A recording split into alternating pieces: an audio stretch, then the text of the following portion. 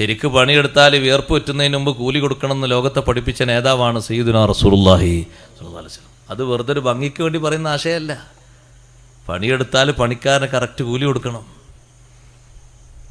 അയാളെ മനസ്സിനും നമ്മളെടുത്ത കൂലിക്കൊക്കെ ഉള്ളൊരു ഭംഗിയാണത്.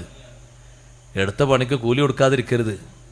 ചില ആളുകളൊക്കെ പുരപ്പണി എടുത്താൽ ഇപ്പോഴും കിട്ടാക്കനിയായിട്ട് കുറേ ആൾക്കാർക്ക് കൂലി ബാക്കിയുണ്ടാവും. ഫുള്ളായിട്ടില്ല, കുറച്ച് അവർക്ക് കൊടുക്കാണ്ട്. വയറിങ്ങേർക്ക് ഒരു 25,000, പടവേർക്ക് ഒരു 15,000, പിന്നെ പ്ലംബിങ്ങേർക്ക് ഒരു 5,000. 4, 3, 5 വട്ടമൊക്കെ വന്ന് ചോദിക്കും. പിന്നെ അത് കിട്ടില്ല. പിന്നെ ഉണ്ടോ ആളുകൾ ചോദിക്കുന്നത്? പൊരുത്തപ്പെട്ടിട്ടൊന്നും ഉണ്ടാകൂല. അത് എണ്ണി കണക്കാക്കി കൊടുക്കണം, എണ്ണി കൊടുക്കണം. ഒരാൾക്കുള്ള ഹക്കും അങ്ങനെ ആൾക്കാർ വിടുന്ന സംഗതിയല്ലത്. അത് കൊടുക്കണം. നമ്മൾ താമസിക്കുന്ന വീടിന് ഏറ്റവും നല്ല മനസ്സമാധാനവും സന്തോഷവും ജീവിക്കുന്ന ആളുകൾക്ക് റാഹത്തും കിട്ടണമെങ്കിൽ ആ ഹക്കുകളൊക്കെ നീങ്ങണം. കൊടുക്കാനുള്ളതൊക്കെ കൊടുക്കണം. പിന്നെ അവർ സൗജന്യമായിട്ട് എടുത്തതൊന്നുമല്ലല്ലോ. ഏറെക്കുറെ കൊടുക്കും, കുറച്ച് ബാക്കിയിടും. അങ്ങനെ ഒരു പതിവ്, ആ പതിവ് പാടില്ല. ഫുള്ളായിട്ട് കൊടുക്കണം, എല്ലാം കൊടുക്കണം. എത്രയാണോ അയാൾ എഴുതിയത്, അയാൾ പണിയെടുത്തത്, അതിന് കറക്റ്റായിട്ട് കൊടുക്കണം. നിങ്ങൾ ഏറെ കൊടുത്തോ, അതിൽ ബർക്കത്ത് ഏറെ കിട്ടും. അങ്ങനെയല്ലേ? ഏറെ കൊടുക്കുന്ന ആൾക്കാരില്ല, ഏറെ കൊടുക്കുന്ന ആൾക്കാരുണ്ട്. നബി സല്ലല്ലാഹു അലൈഹി വസല്ലം നിങ്ങൾ അങ്ങനെ പണിയെടുത്താൽ ഏറെ കൂലി കൊടുക്കും. അതൊരു സന്തോഷമാണ് തങ്ങൾക്ക്, ഏറെ കൂലി കൊടുക്കുക എന്നുള്ളത്. പഴയ കാലത്തൊക്കെ അങ്ങനെ ഉണ്ടായിരുന്നു. നിങ്ങൾ എടുത്ത പണിക്കുള്ളതാണ്, ഇത് നമ്മളെ വക സന്തോഷത്തിനാന്ന് പറഞ്ഞു കൊടുക്കുന്നു.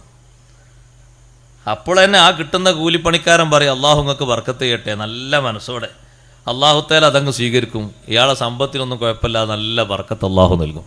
ഇനിയിപ്പോൾ അതൊന്നും വേണ്ടില്ലെന്ന്, കിട്ടുന്ന അവകാശം തന്നെ കൊടുത്താൽ മതി, എന്നാൽ കുഴപ്പമൊന്നുമില്ലെന്ന്. കിട്ടാനുള്ള തന്നെ കൊടുക്കണം. അങ്ങനെ കൊടുക്കാത്ത ആളുകളുണ്ട്.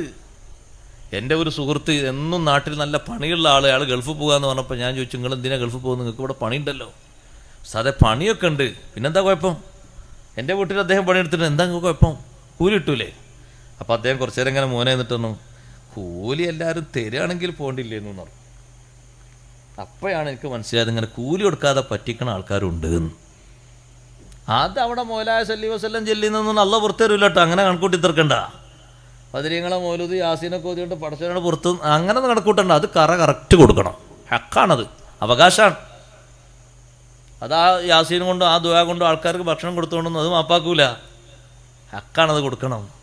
അപ്പം ഞാൻ ചോദിച്ചു അദ്ദേഹത്തോട്, നിങ്ങൾക്ക് ആൾക്കാർ തരാനുണ്ടോ കാശ്? അദ്ദേഹം പറഞ്ഞു, കിട്ടാനുള്ളതൊക്കെ കിട്ടുകയാണെങ്കിൽ ഉസ്താദേ ഞാൻ എങ്ങോട്ടും പോകേണ്ട ആവശ്യമില്ല, എൻ്റെ കുറേ കാര്യങ്ങളൊക്കെ നടക്കും, വിഷയങ്ങൾ ബാധ്യതകളൊക്കെ തീരും. ഒരു 3-3.5 ലക്ഷം കിട്ടാണ്ടാവും തരാളോ കൂട്ടിയിട്ട്. ഒരു പാവപ്പെട്ട കൂലിപ്പണിക്കാരനാണ്. സങ്കടമായി പോകല്ലേ? എന്താണ് ഇപ്പോൾ ഇത്? ഒക്കെ ഒരു വ്യക്തിൻ്റെതല്ല, ഞാനീ പറഞ്ഞ രൂപത്തിലാണ്. വീട് മൊത്തമാണ് കൊടുക്കും, വയർ ചെയ്യാൻ. എത്രയും നോക്കും. അപ്പോൾ അയാൾ എല്ലാ പോയിൻറ്റും, നമുക്ക് ഇരിക്കണോടത്തും നിൽക്കണോടത്തും നടക്കണോടത്തൊക്കെ സ്വിച്ച് വേണമല്ലോ. സ്വിച്ച് വേണം. കട്ടിലും വന്ന് തല പൊങ്ങിയ ഒരു സ്വിച്ച്, താഴെ ഞെരിയാണി ഇട്ട് കൊടുത്ത് അവിടെ ഒരു സ്വിച്ച്, പിന്നെ ഇപ്പുറത്ത് കാലുകൊണ്ട് ഇടാനൊരു സ്വിച്ച് വേറെ, തലകൊണ്ട് നിൽക്കാറ് സ്വിച്ച്, എവിടെ എല്ലാം സ്വിച്ച് ഉണ്ട്. അപ്പോൾ ഒരു റൂമിൽ തന്നെ 25 പോയിൻ്റാണ്. മുമ്പൊക്കെ ഒരു റൂമിൽ 3 പോയിൻ്റ് ഉണ്ടാവുള്ളൂ. ഇപ്പോൾ റൂമിൽ തന്നെ 25 പോയിൻ്റാണ്.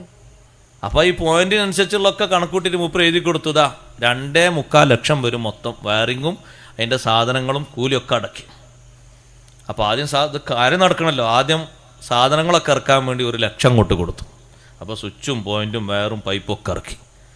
പിന്നെ ഒരു 50,000 കൊടുത്തു. പിന്നെയും കൊടുത്തൊരു 50,000. അപ്പോൾ 2 ലക്ഷമായി. പിന്നെ പണിയൊക്കെ ഏകദേശം ഇങ്ങനെ തീരാനായി എന്ന് പറഞ്ഞപ്പോൾ 50,000 കൊടുത്തു. ഞാനീ പറഞ്ഞതിനല്ലേ ശരി. അപ്പോൾ 2.5 ആയി. പിന്നെ ഒരു 25 ബാക്കിയുണ്ട്. അപ്പോൾ പണി തീർത്ത് പോലെ സാധനങ്ങളൊക്കെ എടുത്ത് കവറിലാക്കി പോകാം. അപ്പോൾ തരട്ടോ? ആ തരട്ടോ. നീ ഇവിടുന്ന് അവിടുന്ന്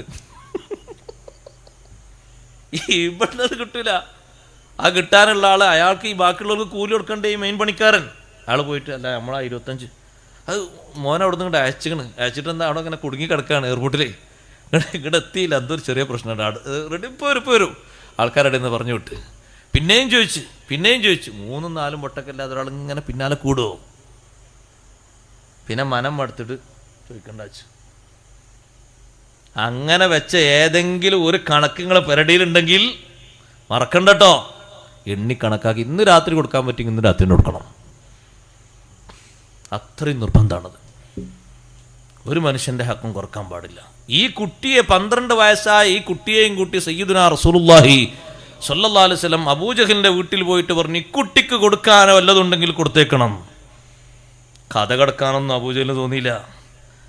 അബൂജഹൽ മറ്റുള്ളവരൊക്കെ ഇങ്ങനെ നോക്കി നിൽക്കാണ്, കൂക്ക് വിളിക്കാൻ വേണ്ടി. അബൂജഹൽ നേരെ അകത്ത് ചെന്ന് കൊടുക്കാനുള്ള അത്രയും കാശ് കവറിലിട്ട് ആ കുട്ടിക്ക് അങ്ങ് കൊടുത്തു. ആ കുട്ടിയുടെ വൈക്ക് പോയി, നബി സല്ലല്ലാഹു അലൈഹി വസല്ലം വൈക്കും പോയി. ഇവരെല്ലാവരും ഓടിക്കൂടിയിട്ട് വെച്ച്, നിങ്ങളെന്ത് എത്ര പെട്ടെന്നനുസരിച്ച്, ഞങ്ങളൊക്കെ കൂക്കി വിളിക്കാൻ കാത്തു കഴിയുമ്പോൾ ചോദിക്കുമ്പോഴേക്ക് നിങ്ങൾ എടുത്തു കൊടുത്തല്ലോ. അബൂജഹൽ പറഞ്ഞു, എനിക്ക് വേറെ ഒന്നും പറയാനോ ചെയ്യാനോ അവിടെ കഴിഞ്ഞില്ല. കാരണം നബി സല്ലല്ലാഹു അലൈഹി വസല്ലം പോയത് ഈ കുട്ടിയുടെ അവകാശം ചോദിച്ച് വാങ്ങിക്കൊടുക്കാനാണ്. അതാർക്ക് വേണ്ടിയും തങ്ങൾ പോകും. എത്ര ചെറിയ ആളാണെങ്കിലും വലിയ ആളാണെങ്കിലും ആണാണെങ്കിലും പെണ്ണാണെങ്കിലും അടിമയാണെങ്കിലും ആരാണെങ്കിലും ഒരു മനുഷ്യന് കിട്ടാനുള്ള അവകാശം. അത് കൂട്ടത്തിൽ ഞാൻ പറഞ്ഞതാണ്. അഷ്റഫുൽ ഖൽഖ് സല്ലല്ലാഹു അലൈഹി വസല്ലം അന്നത്തെ ആളുകൾക്ക് ഈ വിഷയങ്ങളൊക്കെ പഠിപ്പിച്ചത് അവർക്കതിൻ്റെ ബോധം നൽകിക്കൊണ്ടാണ്. ഇൽമ് അള്ളാഹു നമുക്ക് വർദ്ധിപ്പിച്ചു തരുമാറാകട്ടെ.